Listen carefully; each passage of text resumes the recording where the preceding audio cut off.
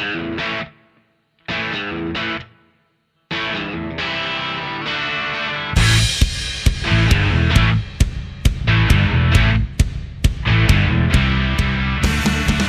everyone, and welcome back to another episode of Free Kick, the AFLW Fantasy Podcast.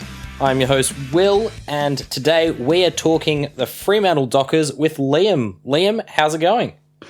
It's not too bad. I'm going to talk about, I feel like every episode that I've done to start this year is about a team that frustrates me. I've been on the GWS episode, I've been on the Port Adelaide episode, and now I'm on another team that just grinded my gears all year. I'd like to say it's by design, but I think it's just purely scheduling the way it's worked, actually. I don't think it's a mistake. Like, I feel passionately about some of the players on these teams, and like I think they can do better. And so like I want to be on them, but then also I get slightly frustrated. But it's okay because you are cool and calm as a cucumber, and I'm very excited to hear your thoughts on some of these frustrating players. Keen as.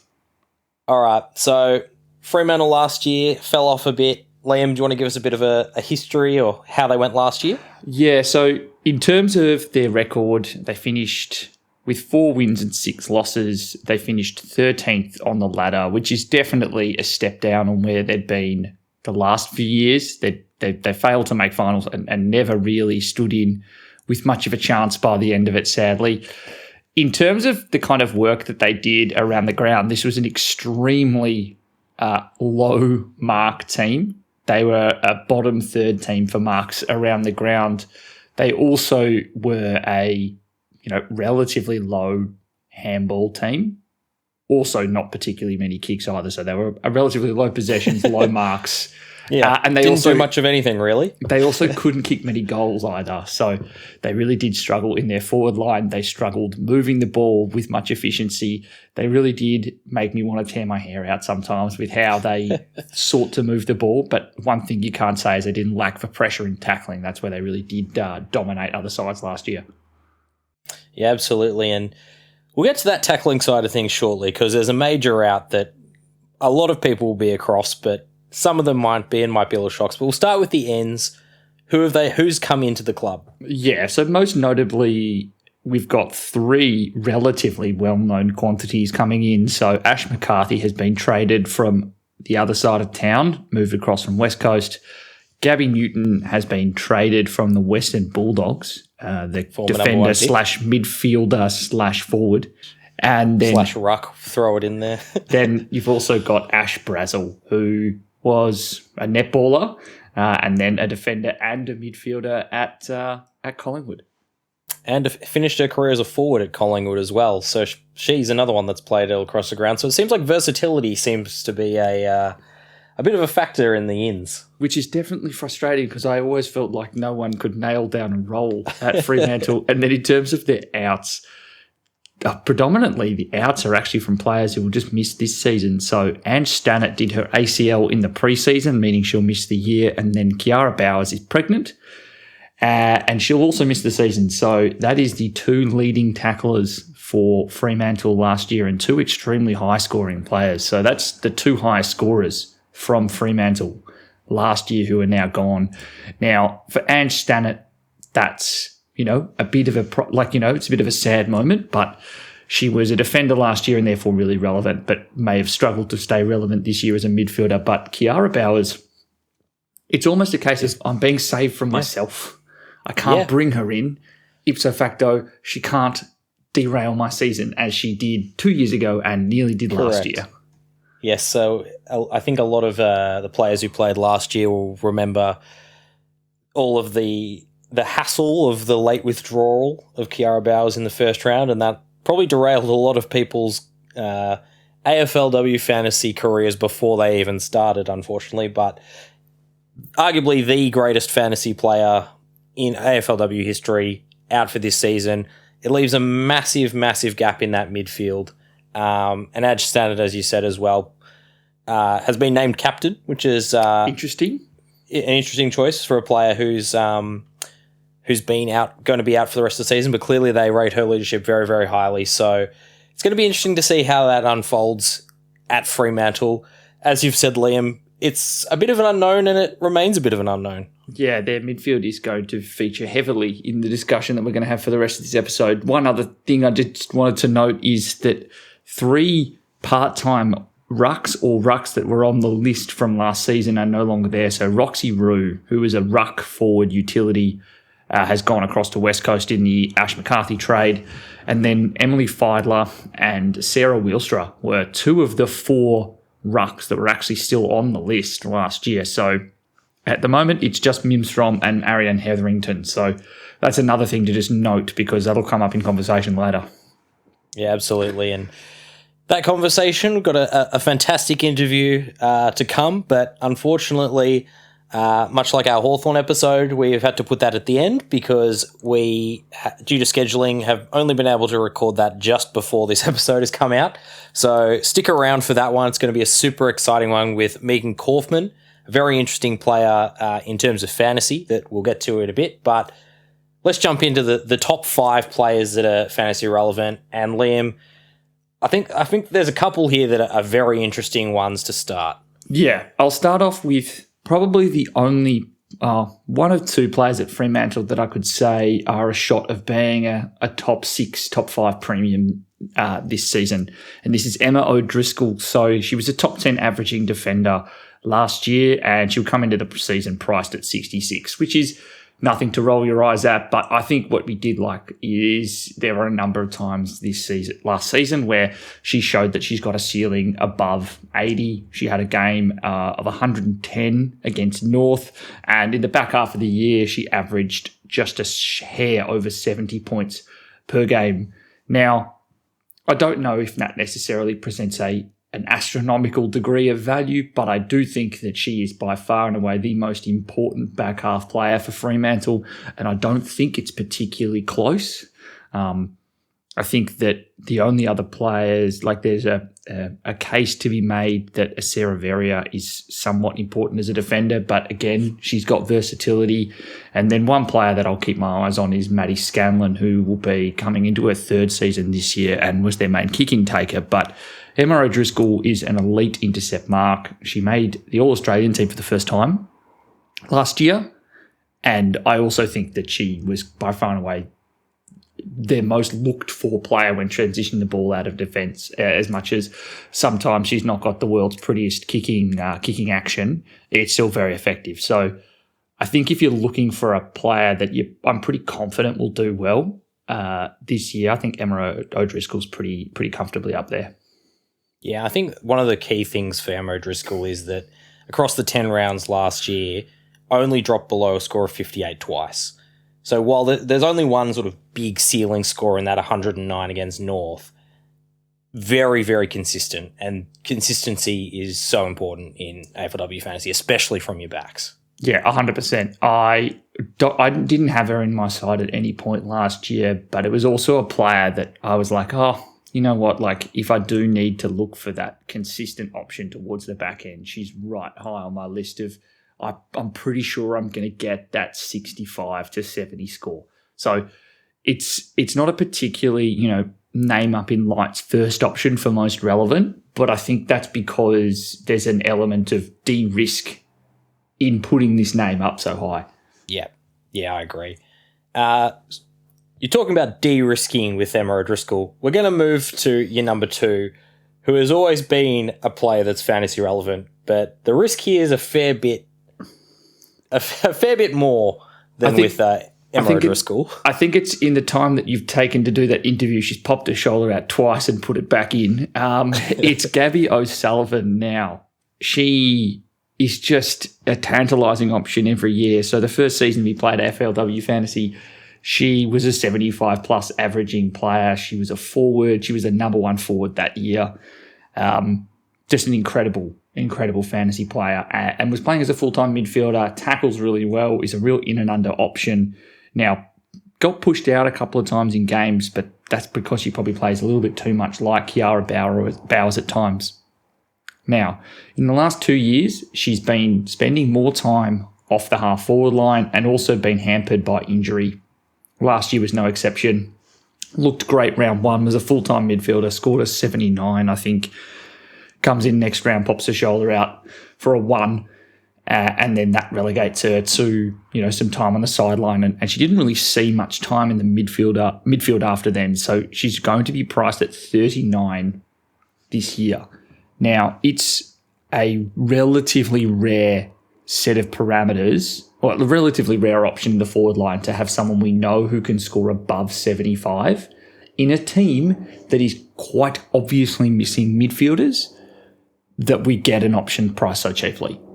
And so that's why I think she's super fantasy relevant this year and will be someone that I think we're going to have our eyes on in the preseason, and I think will be in a fairly large chunk of teams come round 1. Yeah, I completely agree. And we do look at it back to that first season where we just know that she can be the player, and it's just entirely role dependent because, as you say, started in the centre round 1, good score of 75, does the injury, and then spends the rest of the year in the forward line. If that forward line role returns, it's a do not touch, do not pass go, do not collect $200. Yeah, and so I think that's the problem with Freo. Like, there's so many options that the coaching regime thinks are forwards and midfielders. You could never be certain who actually was going to play in the midfield each week in the rotation alongside Turbo. And that was a real tough situation for everyone who was trying to play the game. And I also think it did impact their scoring inside forward 50 because I don't think anyone really wedded down a comfortable role inside forward 50 outside of Anya Tighe. Yeah, I agree. And moving on to the number 3 is probably the only midfielder that we can actually say will be a midfielder in Dana East. Yeah, this is one where, like you've taken the words right out of my mouth. That's why I've put her here. It's the only player that I think I can comfortably say will be a midfielder come round 1. Now, if you look at her first 3 seasons, you're not exactly going to be blown away by her fantasy scoring. She's basically averaged the same thing, around 52, 53 every single year she's been in the competition. And so, okay, that's not a great profile for a younger player. Why are we picking her? She's always just had those flashes, those moments that make you go, oh, wow, this is a really talented player. And I think you can rest on the fact that she came to football relatively late.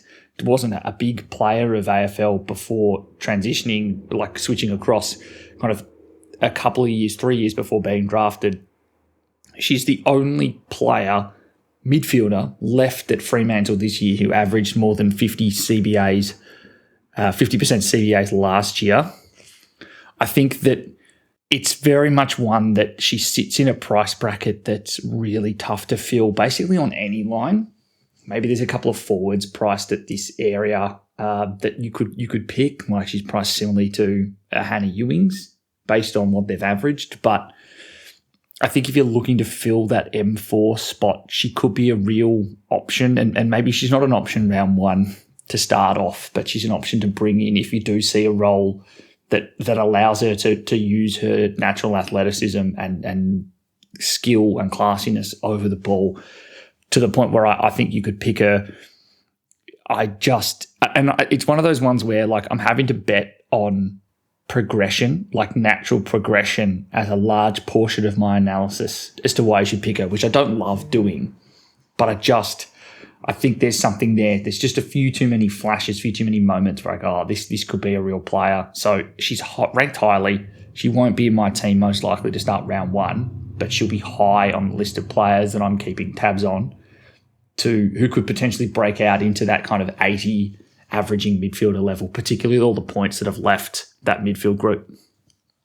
Yeah, I think the thing as well that makes me sit up and look at this one is that in the last 3 rounds last year, she's had 19, 16, and 24 disposals, which are 3 of her top 4 disposal counts across her career quite comfortably, which suggests to me that they're much more comfortable with her playing a more main role. And with some of those other midfielders now missing, you'd expect that to continue. But as we've talked about with Freo, who knows? Keep an eye on the preseason. Maybe she'll. And I don't love, like, this much projection. Like, it's a bit different to a Gabby where I go, if she gets the role, she'll score. Like, Dana East has had the midfield time, but probably hasn't been the number one midfielder in the way that they set up around the ball and at stoppages. So this one's double risky. I'd love to put her higher, but I think it's an interesting name, not a smash pick at this stage. I agree. And for me, the biggest worry here is that you do get that improvement, and that improvement amounts to a 65. Yeah, agreed. And then you're kind of struggling to generate cash, going to have to waste a trade to move it. Yeah, probably not one for me to start, but definitely one to keep an eye on. Yep. I guess the other only midfield certainty, based on what you've said before, is what's happening in the ruck. Yeah, Mim Strom. She had a real kind of another leap just into that pretty consistent top echelon of rucks last year. She was number 5 on averages and sat kind of in a pretty comfortable area, averaging effectively 80 points. I think that, again, if you're betting on consistency, she really did show that she's got a pretty consistent fantasy game. So that's why I've got her in some of the most relevant. And I think this year, unlike in previous seasons, we've not got a great crop of rookie options that we really trust. We don't have a drafted ruck, a recently drafted ruck that we go, you're coming in to play a full-time role. We're probably only going to have 1 or 2 rookie-priced rucks who are actually going to play decent minutes. So we're then having to make the call of, do we go mid-priced areas? Do we really take a punt on, say, a Montana McKinnon making the leap with extra game time? Do we say that Jess Allen looks better and takes another leap with more game time without another ruck there? Do we pay for a Fleur Davis, a Sarah Lakai, or do we just jump straight up to a premium? And I think that Mim Strom and Ali Morfitt are 2 rucks that have comfortably 0 competition on the rest of their team for ruck minutes. And as a result, I think you're getting a comfortable 80 each week. And I think you can rest pretty easy in knowing that. And if you want to avoid making extra trades in your ruck line, I wouldn't begrudge picking Mim Strom. Yeah, and I think the thing about Strom, you said it before, the consistency. She scored 2 scores of 57 in the 10 games last year. Every other game, barring her opening couple of rounds, was basically between 73 and 83. She was just in that bracket for pretty much the entire year. And as you say, it's basically bank an 80, move on. Yeah. And if anything, if you wanted to take a bet on some improvement, I still think she's a very capable tackler. And we know that at least, nearly 20 tackles from last season have gone out the door with Stannett and Bowers going out of the team. So I think that if a player who can, against Richmond, lay 8, against North, lay 7, against Essendon, lay 6, against Collingwood, lay 6, this is someone who is not uncomfortable being a high tackle player. So if you wanted to bank on even a slight boost in her scoring, that would be where I'd be looking. And I wouldn't begrudge you. I think that she fits as a similar value proposition as Alice Edmonds, who is definitely someone that we know is going to be pretty consistent and has a decent ceiling. Yeah, and you also said banking on some potential improvement. She's played 49 games for Fremantle and still only 22. Yeah. So she's still got so much time to continue to improve. I think that this is a pretty solid set and forget ruck if that is the tactic that you want to go for. 100%. And on the topic of set and forget, let's talk about something that isn't even close to that. Mid-forwards? Yeah, mid-forwards again. So these ones that I think, again, frustrated us last year, and I'm assuming they will this year, and that's Megan Kauffman and Hayley Miller. So our interviewee, who we're going to say isn't frustrating at all. No, she's not frustrating whatsoever in the way that she plays. But this is 2 midfielders who are both priced at basically 60 and who have shown some elite fantasy ceiling, particularly Hayley Miller. She's done it for basically the entire season, but for whatever reason, they'd show some great scoring and some great minutes inside midfielder. and then would just get relegated to the half-forward line again. So there would be absolutely times in the back half of last year where the inside mids were Kiara Bowers, Sarah Verrier, and Talia Mulder, and then a forward line of Hayley Miller, Megan Kauffman, Gabby O'Sullivan, Ange Stannett, and Ange Stannett, and just going, what are you doing? Like, what is going on? And I think the frustrating thing here as well with Hayley Miller is last year a lot of people pivoted to Hayley Miller when Bowers was that laid out. Scored a 54. A lot of people traded her out again. She then had 2 weeks where she scored 108 and 94. And then she scored an 18. And then basically 50s, 60s, 30s, 40s in that middle band playing as a half forward. Bad. Like, she is not a natural half forward. It was staggering to watch from a neutral supporter point of view, regardless of fantasy going. She is an all-Australian caliber midfielder that is just getting cold in a forward pocket. Looks so lost and very passive as a result at contests, and it was frustrating from fantasy perspective, but also knowing the talent that she has, and she's a burst player at the front of stoppages, and we got to see none of that. So given we know she's a 90 averaging midfielder, to be priced at 60, I'd be, if I got word, guaranteed she's starting midfield, I think she presents some great value priced where she is. But I just don't know. I don't know what's going on at Fremantle. And then for Megan Kauffman, this is someone who, again, if you were going to say, who is the player most likely, doesn't have the injuries but plays a lot like Kiara Bowers and Stannett, there is Megan Kauffman as well, who does love a tackle and really bust her ass to get through stoppages with power. I loved what I saw from her at times last year. Now, albeit as a forward, it's a little bit more difficult this year as a midfielder, but sitting where she is at 60, I think this is another player who could push up into an 80 average, just the way that she plays and the way she accumulates tackles and possessions when she plays in the midfield. They're down low because I don't trust it happening. Yeah. It's just so hard to pick, and Fremantle are going to be arguably the most important team for us to watch this preseason to see how they're lining up, because there is going to be value here. We just have no idea where it's going to be. Yeah, or if it's going to be enough, because if they've got too many cooks in the kitchen, then I just start to go, well, why bother? But, I think the midfield group particularly will be one of the most watched kind of position groups across the entire competition once those preseason games roll around. Yeah, for sure. So for the host special, the Will special, I've gone for Gabby Newton, basically because she could fit anywhere into the Fremantle puzzle. Oh, you're saying she's a versatile player. She's a versatile player where she was really starring as an intercept defender for the Bulldogs, and was scoring quite well there. If that role continues, happy days. Who knows?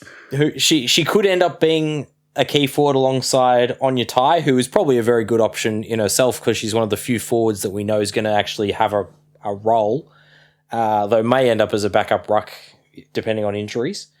But yeah, Gab Newton has the talent to end up in that midfield, and we've seen that the Fremantle coaches aren't afraid to throw their players into that midfield. We saw Ange Stannett do it, having played mostly off a halfback flank. We've seen Sarah Verrier, who haunts my dreams after my Sarah Verrier call in the first season. I was so confident that she was going to take the next step, and then the role didn't allow it. Maybe Sarah Verrier is the player to go for. If you go back to our very early episodes, that's what I was saying back then.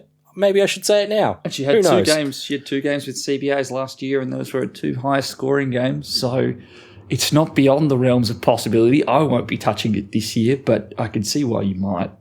I can't do it in good faith. It's burnt me basically for 2 consecutive years. So yeah, don't touch it. Yeah. So to me, Gab O'Sullivan is the obvious one that you've gone for in terms of that forward role. It's basically just, is Gabby Newton, and this is going to be a tricky one for getting the Gabbies right, but basically, is Gabby Newton going to be playing as an intercept defender? Does that free up Emma O'Driscoll? I've got no idea.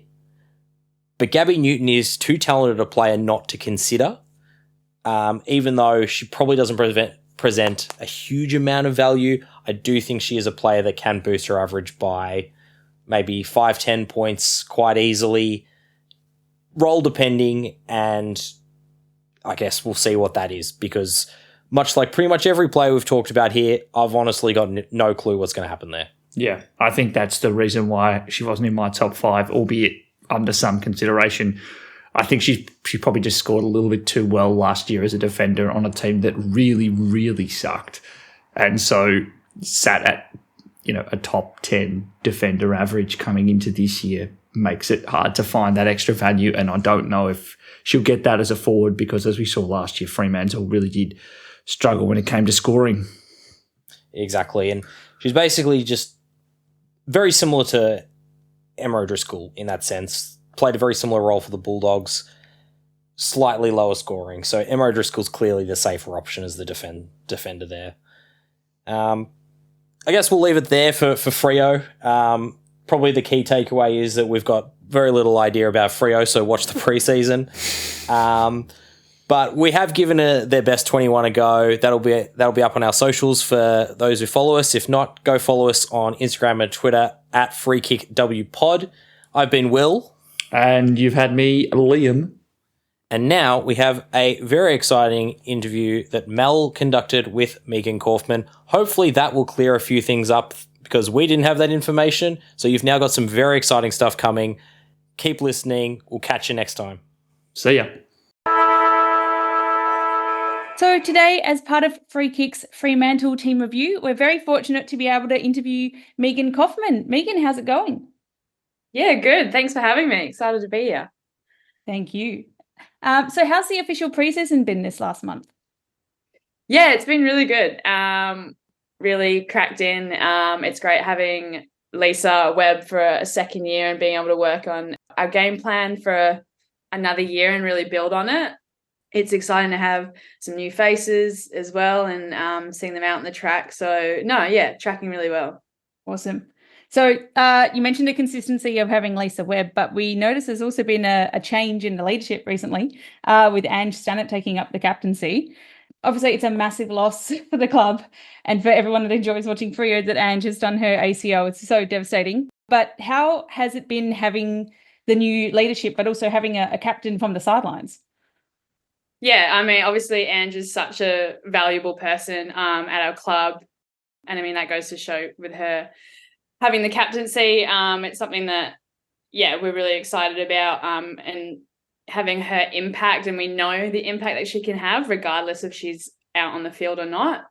So, she's really eager to get stuck in and help everyone out, but also excited with having the 3 vice captains that are also really strong in their own right to lead us out on the field. And that's kind of how the structure came about, of having a really well-rounded leadership team on and off the field.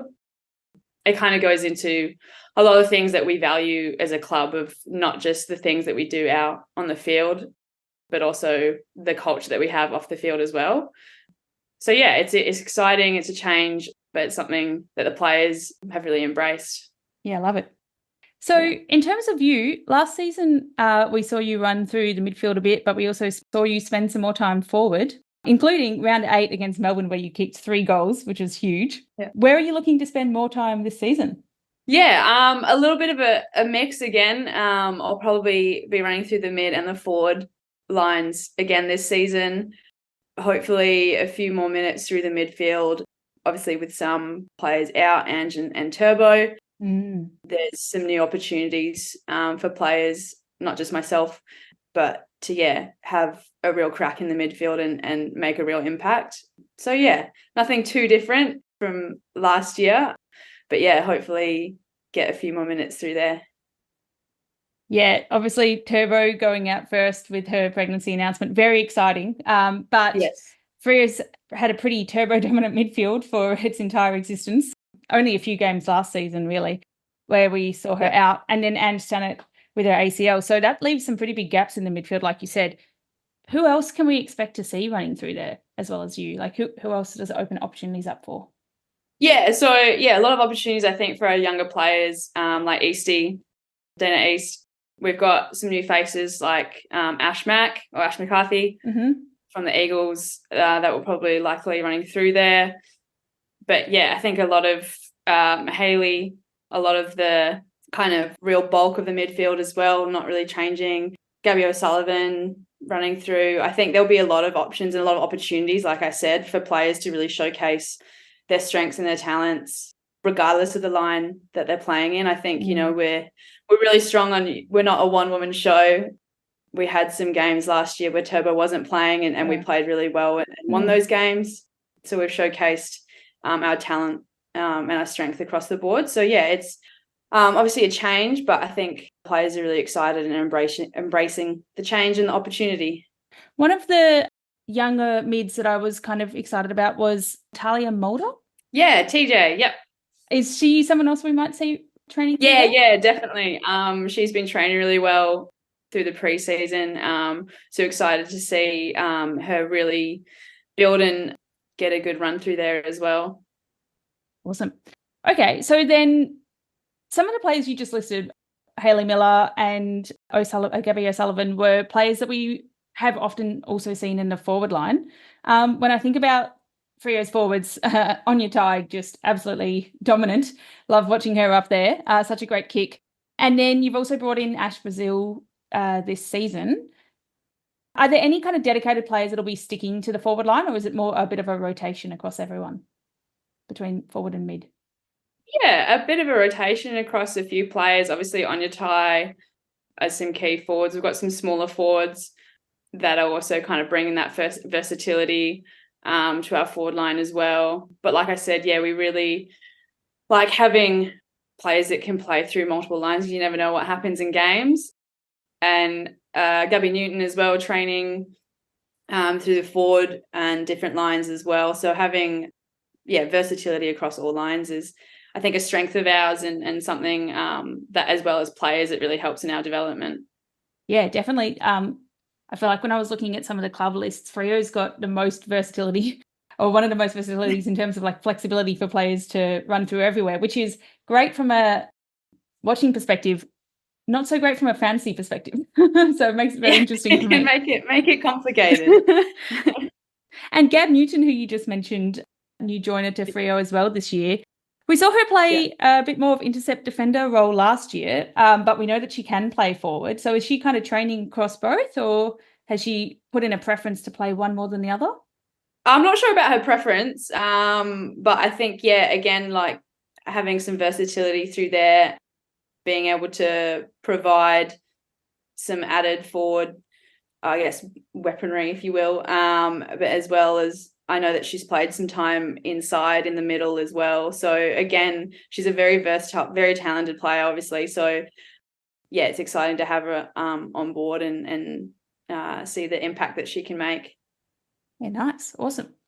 And in terms of the defenders, someone that I would expect to be training predominantly in her role would be Emma O'Driscoll. Yeah. Is she kind of like looking steady there? Yeah, definitely. Obviously she had a really great year last year. She's always looking to build. I think it was really exciting for her coming into the leadership group this year. She really brings, a lot of knowledge and a lot of, great energy and positivity to the group. So yeah, she's been training really solidly. And yeah, hopefully, she can just keep building on what she already has is a great season and just keep bringing it into this one. Yeah, awesome. Okay, well, actually, we're up to our last question, and we like to ask this of all of our interviewees, which is who have you been most excited to watch this preseason and who looks to have a massive 2024? And before you answer, I would just like to mention that last season we interviewed Hayley Miller, who said Anya Tai, and we interviewed Laura Pugh, who said Anya Tai and Megan Kauffman. So, and she wasn't wrong. That's exciting. That's hard. There's a couple. I think Mim is always really exciting. She's really strong, not just in her ruck craft, but I think also what she brings just around the ground, and also in her leadership. So yeah, I'm really excited. Obviously, I mean, last year she had a great season as well. So just and how consistent she is as well. So I think Mim will be looking to have a really solid year. I'm also excited to see Maddie Scanlon. She's been training really well, similar to Driscoll in her ability to intercept and read the play. And she's obviously a young player. So really excited for what she can do. And love it. Okay, but if you have to pick one of those three, if I have to pick one, I'll go with Mim then. I'll go with Mim. Nice. Excellent. Well, hopefully we can interview Mim next year then and carry on this chain of picking the exciting players. Definitely. Awesome. That was great chat. Thank you very much. We're really looking forward to seeing what Freo can bring together this year. Yeah, definitely. Thank you. Thanks so much for having me.